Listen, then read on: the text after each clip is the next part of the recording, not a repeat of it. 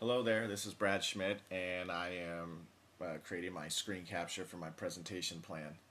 And I have to admit, when Professor Bonilla first brought up the Zen and the analog process, and clearing your mind of everything, and I definitely had an immediate picture painted in my head of what that was, and it had something that looked like this. Kind of a silly picture, or at least to me it was silly. I thought, I've gotten by through college without any of this Zen stuff or any of this, clearing your mind and freeing your mind of all distractions. I've gotten by just fine. But the truth of the reality is, as I dove deeper into the book and into the chapter, I realized that this is not at all what he was talking about, and it's a much deeper process. And quite frankly, the way I was looking at it was kind of foolish.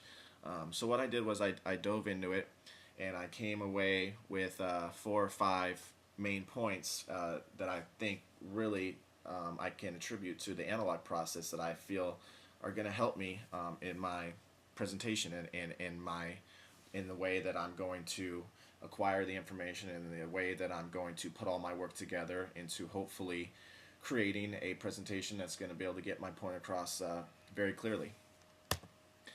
So the first thing I took out of the analog process was to slow down. And this means mainly mentally, just slow down. I'm the kind of person that takes on a lot. I work full time and I have an internship, and I'm taking 15 units and I'm graduating this semester, and I just have even stuff going on in my personal life that there's just a lot always going on in my mind.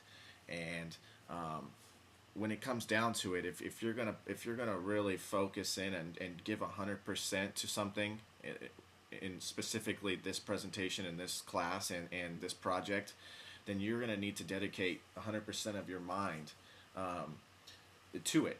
Just because you dedicate 10 hours a week to it, that doesn't mean anything if you have other stuff on your mind, because that's not really 10 hours. That's 10 distracted hours. So really, something that I've never been able to do, because like I said, I'm not able to shut everything else off because I'm always worried about something else.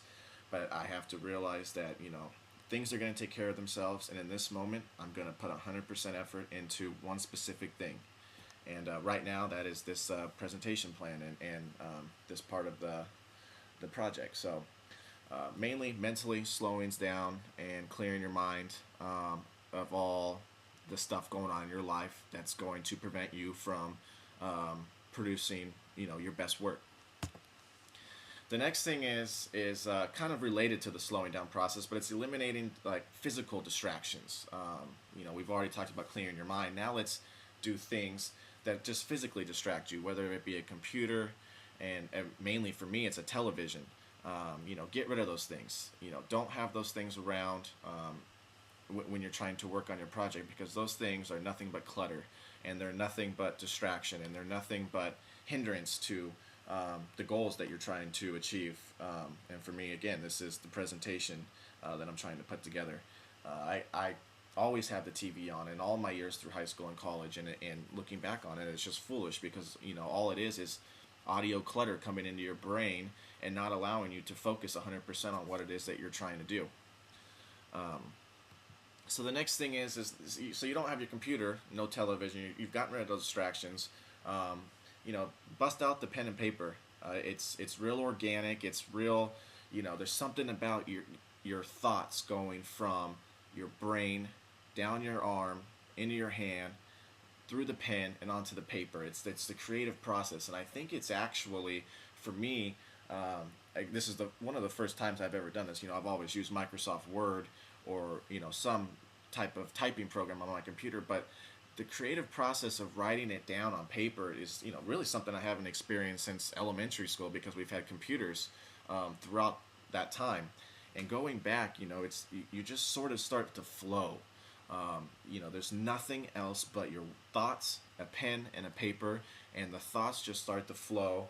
And next thing you know, you have more than enough information, and you go to class.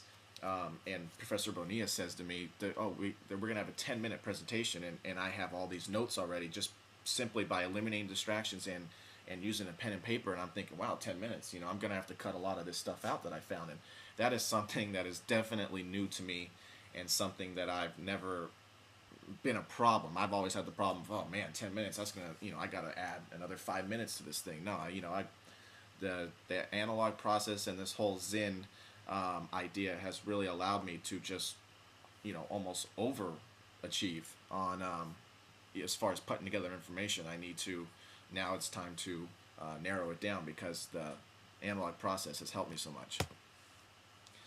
So what do you do with your pen and paper since you got your television and your computer at your house? Well, I decided, I can't go to a library. To me, I feel like I can find distractions there. There's computers there, too much temptation. So I decided to go to my nearby park.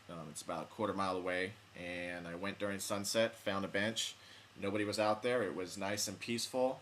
And there's something about being outside, especially in a little park where, there's grass around you, and it's just really nice. And, you can hear the little critters and grasshoppers and birds chirping, and there's no kids, there's no distractions.